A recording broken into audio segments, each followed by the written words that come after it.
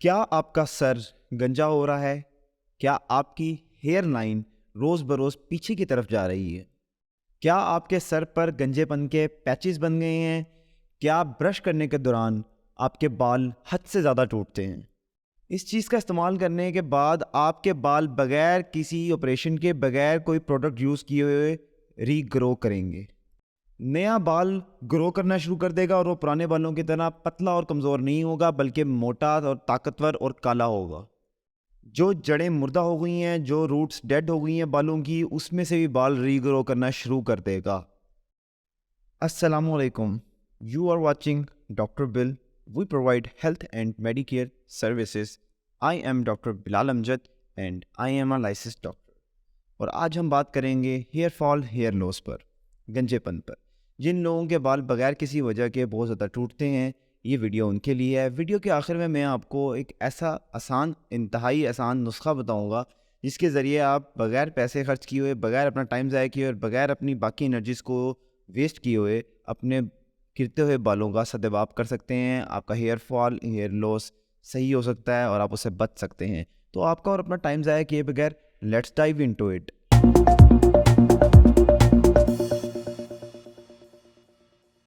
शुरू करते हैं हेयर फॉल से। हेयर फॉल को समझने के लिए सबसे पहले हम देखते हैं कि हमारे सर पर, हमारे स्कैल्प पर कितने बाल होते हैं। हमारे सर पे, हमारे स्कैल्प के ऊपर 1 लाख से 10 लाख तक बाल होते हैं। तो अगर आपके दिन में 50 या 100 बाल भी टूटते हैं तो वो हेयर फॉल नहीं कहलाता, क्योंकि ये बाल नॉर्मली भी टूटते रहते हैं और नॉर्मली ये रिप्लेस हो जाते हैं। हमारे बालों की ग्रोथ अच्छी होती है और वो रिप्लेस हो जाते हैं बाल, तो हमें पता नहीं चलता कि हम गंजा हो रहे हैं कि नहीं हो रहे। अगर कुछ लोगों के अंदर ऐसे हो कि ये जो बाल जो नॉर्मली टूटते हैं 50-100 बाल रोज़ाना के, वो रिप्लेस ना हो, नया बाल ना आए उनकी जगह पे, तो कुछ दिनों बाद, कुछ टाइम के बाद आप नोट करना शुरू कर देंगे कि आपके सर पे गंजे बन के पैचेस बन गए हैं। कहीं कहीं बाल बहुत कम हो गए हैं, कहीं कहीं सही हैं, कहीं कहीं बाल बहुत कम हो गए हैं, ओवरऑल बाल कम हो गए हैं। तो इसको हम हेयर फॉल कहते हैं। हेयर फॉल के अंदर 2 चीज़ें आती हैं। नंबर 1 आती है जड़, जो रूट है, जो हेयर की रूट है।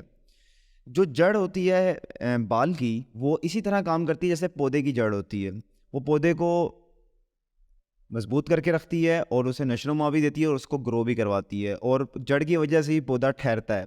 तो बेसिकली बाल का भी यही सीन होता है, अपनी जड़ के साथ, अपनी रूट के साथ। नंबर 2 चीज़ होती है बाल खुद। बाल की खुद की क्वालिटी कैसी है, वो ज़्यादा पतला तो नहीं हो गया, ज़्यादा कमज़ोर तो नहीं हो गया। अगर वो इस तरह कमज़ोर और पतला हो गया तो वो खुद भी टूट सकता है। नंबर 1 जड़। अगर जड़ मर गई है या जड़ कमज़ोर हो गई है तो बाल खुद ब खुद जड़ में से बाहर निकल आएगा। रूट की वजह से, रूट अगर डेड हो गई है तो बाल खुद ब खुद बाहर निकल आएगा और बाल टिकेगा नहीं और ना वो ग्रो करेगा। और बाल खुद, नंबर 2 जो बात है, वो अगर पतला और कमज़ोर हो गया तो वो अपने ऊपर ही मुड़कर, ट्विस्ट होकर टूट सकता है और गिर सकता है। तो बात करते हैं हेयर फॉल और हेयर लॉस के घर पर इलाज की। हम उन्हीं 2 चीज़ों को लेकर चलते हैं। नंबर 1 हेयर रूट्स और नंबर 2 बाल खुद, बाल का खुद कमज़ोर हो जाना। नंबर 1 जो चीज़ है, जो हेयर रूट्स हैं, उन्हें ताकतवर करने के लिए और उन्हें दोबारा अलाइव करने के लिए, अगर वो डेड हो गई हैं, हम 2 चीज़ों का इस्तेमाल करते हैं। नंबर 1 है ऑयलिंग और नंबर 2 है प्रोटीन। ऑयलिंग मतलब आपने कुछ कोई भी नॉर्मल तेल लेना है, आपने 2 से 5 मिनट मसाज करना है और घंटा लगे रहने देना है और फिर धो लेना है। इस ऑयलिंग की वजह से जो जड़ें होती हैं, जो कि रूट्स होती हैं, उनको नशो-नुमा मिलती है, उनको उनके न्यूट्रिएंट्स मिलते हैं, वो ल्यूब्रिकेट हो जाती हैं और उनको वो जो जो सामान होता है वो मुहैया हो जाता है, जो कि बालों को ग्रो करने में मदद देता है और जड़ों को हेल्दी रखता है। तो नंबर 2 चीज़ है प्रोटीन। प्रोटीन आपके पास यहाँ पे अंडों में होता है, दही में होता है और दूध में होता है। आपने अक्सर लोगों को ये चीज़ें अपने सरों की जड़ों में मसाज करते हुए देखा होगा। तो यही आपने करना है कि आपने अंडा या फिर दही या फिर दूध या तीनों चीज़ें मिक्स करके अपने बालों में लगाना है। आपने घंटे तक लगा रहने देना है और उसके बाद धो लेना है। ठीक है? तो इससे क्या होता है कि जो प्रोटीन होता है वो बेसिकली ही बाल बेसिकली प्रोटीन के बना होता है, केराटिन का बना होता है। Keratin is a protein, denatured protein होती है वो। तो केराटिन जो होती है वो खुद भी प्रोटीन होती है। तो जब हम जड़ों के अंदर मसाज करते हैं प्रोटीन की, तो जो जड़ें होती हैं उनको न्यूट्रिएंट्स मिलते हैं बाल को ग्रो करने के, बाल बनाने के। तो बाल मोटा, घना और काला निकलता है। तो अक्सर लोग मुझसे पूछते हैं कि बाल लंबे करने हैं तो वो किस तरह किए जाएँ, तो उसके अंदर भी प्रोटीन इस्तेमाल होता है। प्रोटीन अगर आप अंडा लगाते हैं तो आपके बाल ज़्यादा ग्रो करते हैं, ज़्यादा स्पीड से ग्रो करते हैं। तो ये 2 चीज़ें करनी है और आपकी जो जड़ें हैं वो मज़बूत हो जाएँगी, और अगर वो डेड हो गई हैं तो अलाइव हो जाएँगी और बाल रीग्रो करना शुरू कर देगा। आप जाते हैं दूसरे नंबर की चीज़ के ऊपर, घर पे उसका क्या इलाज किया जा सकता है कि बाल खुद कमज़ोर हो जाए, बाल खुद पतला हो जाए। उसके लिए हम सप्लीमेंटेशन का इस्तेमाल करते हैं। उसमें सबसे टॉप ऑफ द लाइन आती है बायोटिन। बायोटिन की अक्सर आपने हेयर प्रोडक्ट्स के ऊपर बायोटिन लिखा देखा होगा, सप्लीमेंट्स के ऊपर लिखा देखा होगा, हेयर एड के ऊपर, एना हेयर के ऊपर, जो मशहूर सप्लीमेंट्स हैं इस टाइम मार्केट के अंदर, उनके ऊपर बायोटिन आपने लिखी देखी होगी। बायोटिन स्पेशली बहुत इंपॉर्टेंट होती है बाल को मोटा करने के लिए और बाल को काला रखने के लिए, ठीक है। तो बायोटिन का सप्लीमेंटेशन आप इस्तेमाल कर सकते हैं अगर आपके बाल पतले और कमज़ोर हो गए हैं। दूसरे जो सप्लीमेंट्स हैं जो कि बालों जो कमज़ोर बालों के लिए इस्तेमाल किए जा सकते हैं, वो हैं विटामिन बी कॉम्प्लेक्स और विटामिन सी और डी। ये 3 विटामिन्स भी जो बाल होते हैं उनके लिए बड़े क्रूशल हैं। उनकी ग्रोथ और उनकी जो मेंटेनेंस है उनके लिए बहुत क्रूशल होते हैं। अब बात करते हैं डॉक्टर्स के पास इसका क्या इलाज है। अगर आपका हेयर फॉल और हेयर लॉस ऊपर वाली जो घर की जो मैंने आपको इलाज बताए हैं, जो होम रेमेडीज़ मैंने आपको बताई हैं, उनसे हल नहीं हुआ, तो फिर आपने क्या करना है, आपने जाना है किसी अच्छे डॉक्टर के पास, सर्टिफाइड डॉक्टर के पास, डर्मेटोलॉजिस्ट के पास, और वो आपके साथ क्या करेंगे तो वो उसका मैं आपको एक गो थ्रू दे देता हूँ। तो फिर से वही चीज़ें हैं दो। नंबर 1 हमारे पास जो बालों की जड़ें हैं, हेयर रूट्स हैं, और नंबर 2 बाल खुद हैं, बाल का खुद कमज़ोर हो जाना है। नंबर 1 हमारे पास है जो रूट्स, उसके लिए डॉक्टर्स क्या करते हैं कि डॉक्टर्स आपको 2-3 दवाइयाँ हैं उसके स्प्रेस का इस्तेमाल करने को कहते हैं। नंबर 1 दवाई हमारे पास है माइनॉक्सिडिल। माइनॉक्सिडिल क्या करती है कि ये बालों की ग्रोथ की अफजाइश करती है, ग्रोथ ज़्यादा कर देती है, और जहाँ पर बाल नहीं है उसको वहाँ पे ग्रो करा देती है। माइनॉक्सिडिल की कैपेबिलिटी ये होती है कि ये जो अंदर हमारे जो वेसल्स होती हैं स्किन के अंदर, उसको डायलेट करा देती है, तो ज़्यादा खून आता है उस साइड की तरफ, तो ज़्यादा अच्छी ग्रोथ होती है, ज़्यादा न्यूट्रिएंट्स मिलते हैं जड़ों को जो हेयर रूट्स होती हैं। तो मोनोक्सिडिल का अगर आप इस्तेमाल करें तो 2 से 3 महीने के अंदर आपने जहाँ पे इस्तेमाल करना शुरू हुआ है वहाँ पे बाल ग्रो होना शुरू हो जाते हैं। ये बड़ी मैजिकल दवाई है, और जिन लोगों ने इसको यूज़ किया है उनके रिजल्ट्स बहुत अच्छे आते हैं, एक्सेप्ट अ फ्यू, लेकिन मोस्टली 90% ऑफ द टाइम्स इसके रिजल्ट्स बहुत अच्छे आते हैं। नंबर 2 है हमारे पास फिनेस्टेराइड। ये ज़्यादातर इस्तेमाल होती है पैटर्न बाल्डनेस के अंदर। वो मर्द हजरात स्पेशली, कुछ औरतों में भी होता है, ज़्यादातर मर्द हजरात जिनके अंदर जेनेटिकली उनकी हेयर लाइन पीछे को जा रही होती है, उनमें ये स्प्रे इस्तेमाल होता है, उसमें ये दवाई इस्तेमाल होती है। ये बेसिकली जो पैटर्न बाल्डनेस है जो कि जेनेटिकली होती है, जो कि फैमिलीज़ में रन करती है, जो कि उनके बाल सामने के उड़ जाते हैं और सिर्फ ये वाली साइड रह जाती है, ये सारी दरमियान वाली साइड उड़ जाती है, गंजापन जो होता है मर्दों का, ये उसके लिए इस्तेमाल होती है। उसके अंदर भी ये दवाई बहुत कारआमद साबित होती है, और 2 से 3 महीने के यूज़ के बाद ये बालों को रीग्रो कराना शुरू कर देती है, और 6-7 महीने का कोर्स करने के बाद बाल बेहतरीन हो जाते हैं। तो डॉक्टर्स आपको जड़ों के लिए जो आपकी जो रूट्स हैं उनको ताकतवर करने के लिए ये 2 दवाइयाँ देंगे। और अब आ जाते हैं दूसरी चीज़ के ऊपर कि बाल कमज़ोर हो गया, उसके लिए आपने अक्सर सुना होगा, और अक्सर एस्थेटिक क्लिनिक्स के अंदर भी इस बात का जिक्र होता है कि पीआरपी करा लें, और आजकल काफ़ी मशहूर हुआ है। पीआरपी क्या होता है? पीआरपी होता है प्रोटीन रिच प्लाज्मा।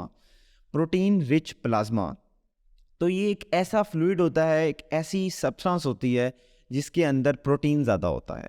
तो इसको निडल के ज़रिए, एक सिरिंज के ज़रिए आपकी स्कैल्प के अंदर जगह जगह के ऊपर इंजेक्ट कर दिया जाता है। तो जड़ों ने जो न्यूट्रिशन लेनी होती है उनको प्रोटीन रिच प्लाज्मा पीआरपी से मिल जाती है, और जो बाल होता है वो बाल जान पकड़ लेता है, बाल मोटा और काला जो होता है वो ग्रो करता है।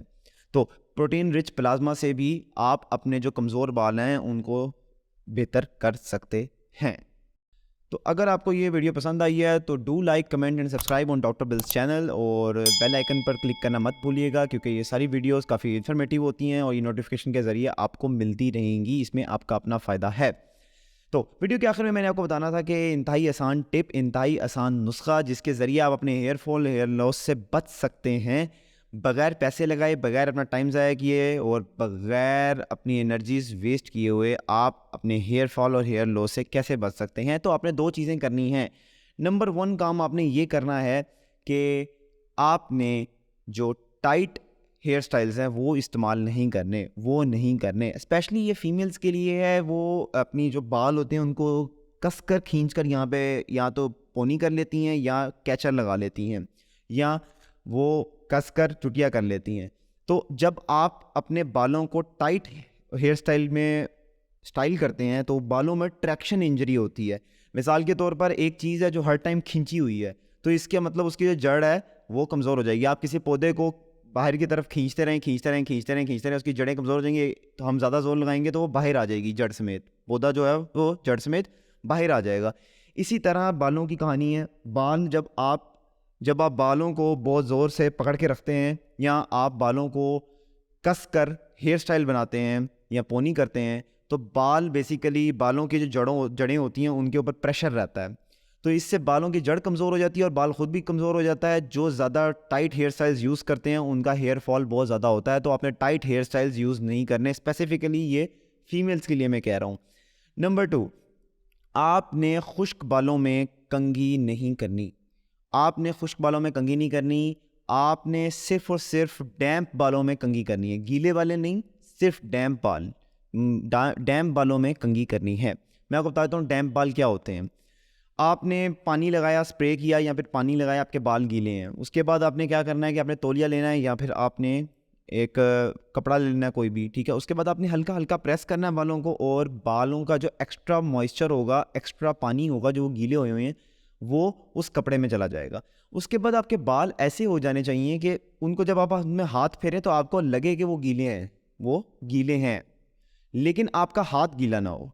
तो इसे कहते हैं डैम्प होना। डैम्प मतलब मॉइस्चर होना चीज़ के अंदर, लेकिन वो गीला ना हो, बिल्कुल ऐसे पानी निचड़ ना आ रहा हो, मतलब पानी ना हो उसके अंदर, सिर्फ और सिर्फ वो हल्के से मॉइस्चर में हो, हल्का सा डैम्प हो, तब आपने कंघी करनी है। इससे क्या होता है कि जब आप कंघी और ब्रश करते हैं खुश्क बालों के ऊपर तो फ्रिक्शन बहुत होती है, जिसकी वजह से जो बाल ऑलरेडी बहुत कमज़ोर हुआ होता है, पतला हुआ होता है और कमज़ोर हुआ होता है, वो गिर जाता है। जब आप डैम्प बालों में करते हैं तो ल्यूब्रिकेशन वहाँ पे होती है, और जब आप उसमें ब्रश और कंघी करते हैं तो बालों को नुकसान नहीं पहुँचता और बाल नहीं गिरता, और फिर भी आप अच्छी स्टाइलिंग कर पाते हैं। तो आपने खुश्क बालों के अंदर ब्रश या कंघी नहीं करनी, सिर्फ डैम्प बालों में कंघी या ब्रश करना है।